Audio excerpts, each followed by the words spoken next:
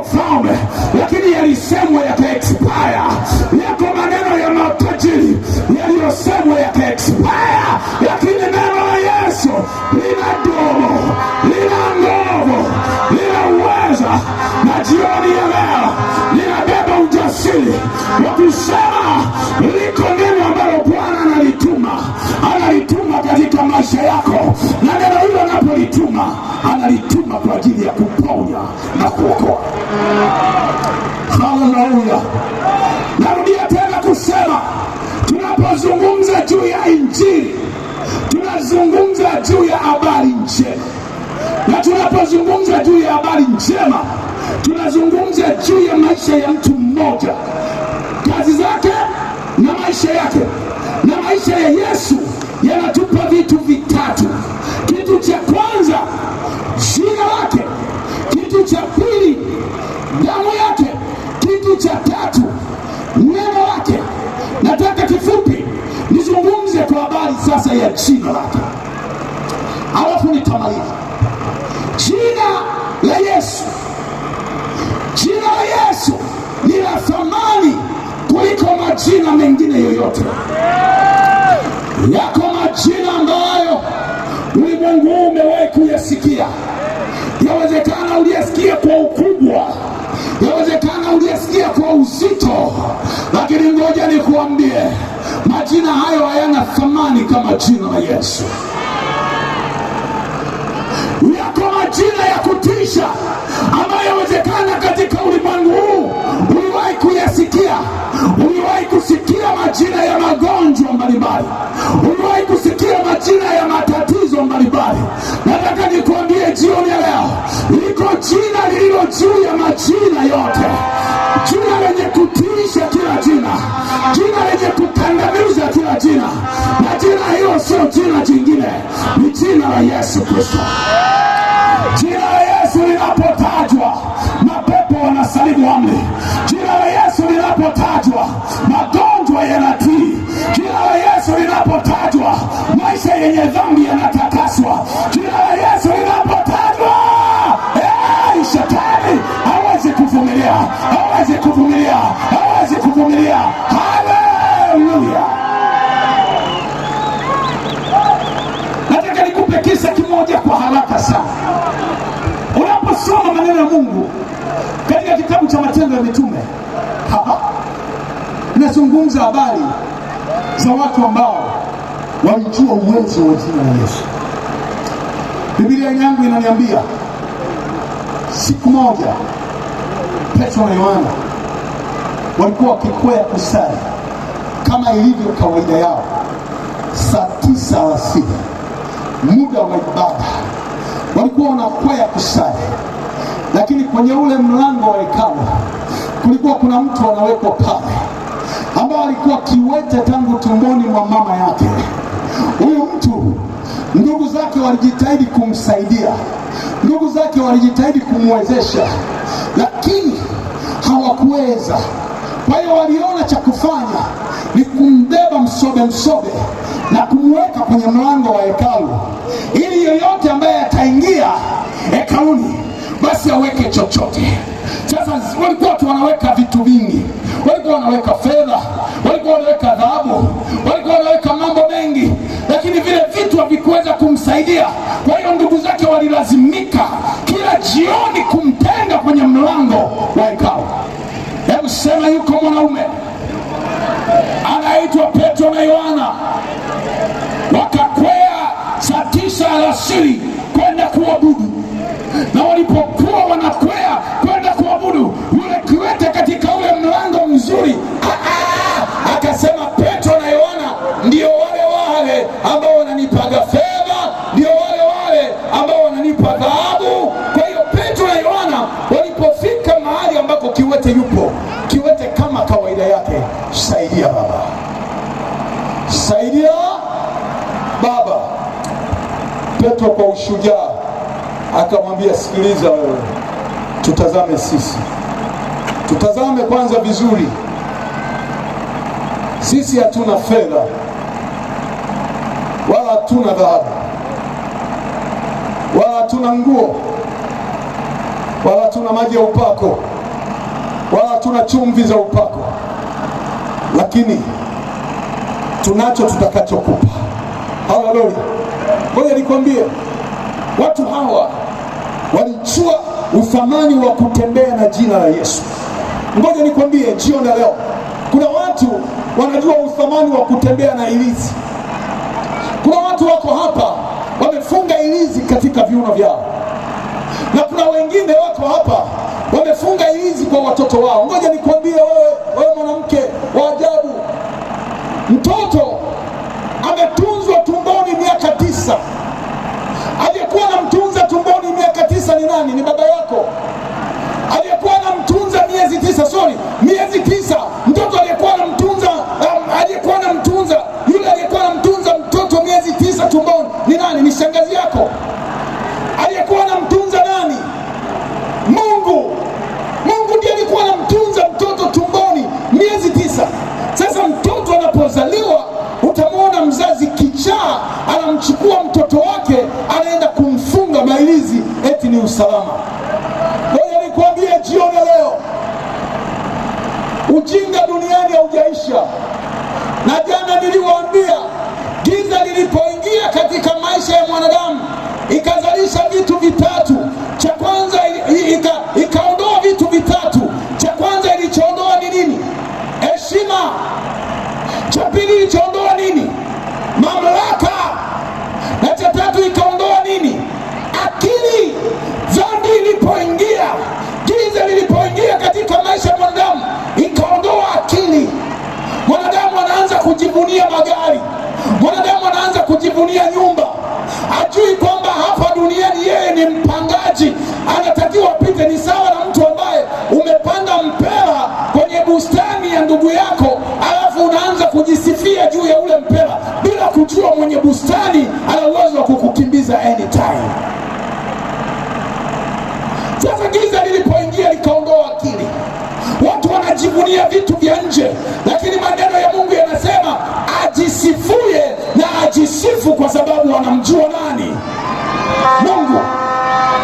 Usijisifu kwa sababu ya gari lako nzuri, usijisifu kwa sababu ya elimu, usijisifu kwa sababu ya nyumba, usijisifu kwa sababu ya mke na watoto. Kama una Mungu wewe ni mjinga. Kama una Mungu una akili. Kama una Mungu una heshima. Ngoja nikuambie, anayetupa akili ni Yesu. Na ndio maana tulisoma jana katika kile kitabu cha Yohana, waraka wa kwanza wa Yohana sura ya 5 na ule mstari wa 20, maneno ya Mungu yanasema mwana wa Mungu amekuja naye ametupa akili. Una Yesu na akili. Ngoja nikuambie, unaweza ukadhani kufanya vihesabu vya kujumlisha ndio akili. Unaweza ukadhani kufaulu kwenye somo la chemistry na biolojia hiyo ndio akili. Ngoja nikwambie, hizo takataka zote hakuzileta Mungu. Hizo takataka zote ni za wanadamu. Wanadamu ndio wameweka darasa la kwanza mpaka chuo kikuu. Aliyeweka darasa la kwanza mpaka chuo kikuu sio Mungu, aliyeweka hizo mipango. Na ndio maana lazima ujiulize, mwanadamu aliyebuni chuo kikuu, yeye alisoma chuo kikuu gani? Huyo mwanadamu aliyebuni shule, yeye alienda shule gani? Kwa hiyo hivi vitu vyote ni takataka, havina sababu ya kukutesa wala kukusumbua. Lakini tunapompa Yesu maisha yetu, anatupa akili ya kujua kuna mahali tumetoka, kuna mahali tupo na kuna mahali tunaelekea. Akili ambazo Yesu anatupa ni kuweka mipango mizuri ya kupapata pale mahali ambako Mungu ametuandalia. Akili ambazo Yesu anatupa ni kutuandaa ili pale alipo Mungu na sisi watoto wake tuwepo. Hizo ndio akili. Wasio na akili huwa wanasubiri mlaze mahali pema peponi. Ngoja nikuambie, mlaze mahali pema peponi hazisaidii. Maana mlaze mahali pema peponi zimekuwa nyingi. Alikuwa jambazi, mlaze mahali pema peponi. Alikuwa kahaba, mlaze mahali pema peponi. Alikuwa muongo, mlaze mahali pema peponi. Jioni ya leo nataka nikuambie, peponi sio mochwari, peponi sio pamoja na lazima yoyote, lakini peponi wanaingia walio na Yesu Kristo. Haleluya, haleluya. Petro na Yohana wakamwambia yule kiwete katika mlango mzuri, sikia, fedha hatuna, dhahabu hatuna, tulicho nacho ndicho tunachokupa. Petro na Yohana hawakuwa wanasema kwa nafsi zao wenyewe, walikuwa pale kumwakilisha Yesu, na wakamwambia yule kiwete, huyu Yesu wetu hatakupa kama ambavyo wanadamu wengine wamekuwa wakikupa. Wanadamu wengine wamekuwa wakiwapa mafuta, wanadamu wengine wamekuwa wakiwapa vitambaa vya upako, wanadamu wengine wamekuwa wakiwapa keki za upako, lakini Petro na Yohana wakamwambia huyu kiwete ya kwamba Yesu hakupi chochote, na Yesu tunalo jina lake, tunakwenda kukukabidhi jina lake. Kwa jina la Yesu inuka uende. Ngoja nikuambie, unajua nini kilitokea? Yule kiwete akaanza kuangalia Petro na Yohana, anawaangalia, anasema hao wababa vipi? Mbona haya majibaba hayana huruma? Mbona haya majibaba mioyo yao mibaya namna hii? Hawaioni miguu yangu, hawaoni shida nilionayo, hawaliangalii tatizo nilionalo, alafu wananiambia niinuke niende. Hao baba mbona makatili?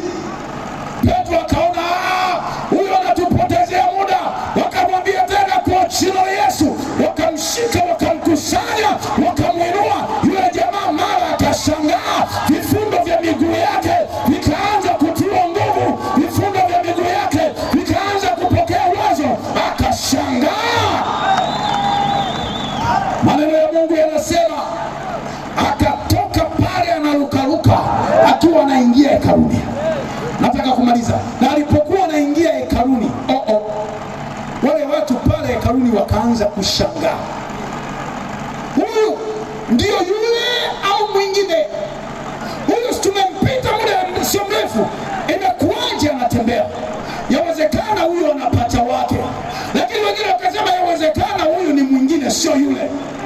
Lakini Petro akaiwahi madhabahu, akawaambia, sikiliza ninyi wanaume, huyu mnayemuona ndio yule yule mlizoea kumpa fedha, huyu mnayemuona ndio yule yule mlizoea kumpa dhahabu, huyu mnayemuona ndio yule yule mlizoea kumpa mafuta ya upako. Lakini jioni ya leo akawaambia, Yesu amempa ninyi ambacho mmeshindwa kumpa. Yesu amempa kila ambacho ninyi mkuweza kumpa.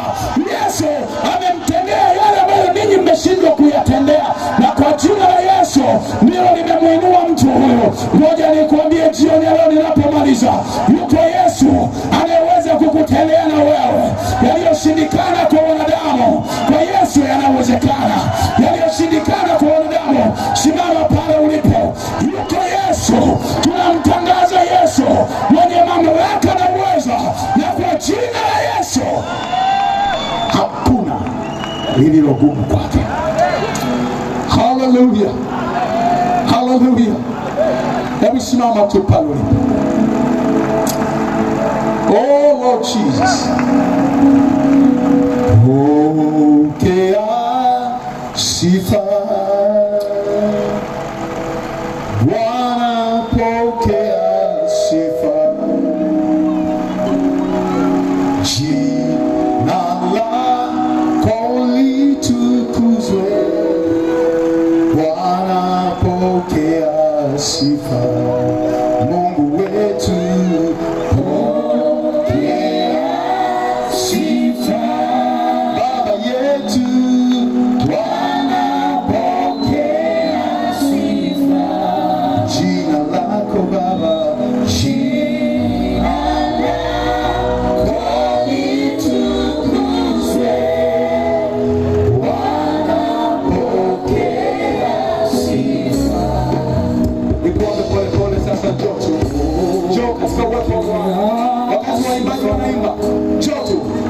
hatua ya